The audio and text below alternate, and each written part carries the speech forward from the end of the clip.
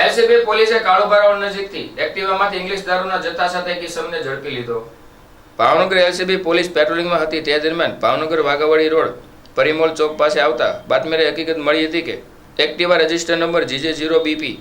7111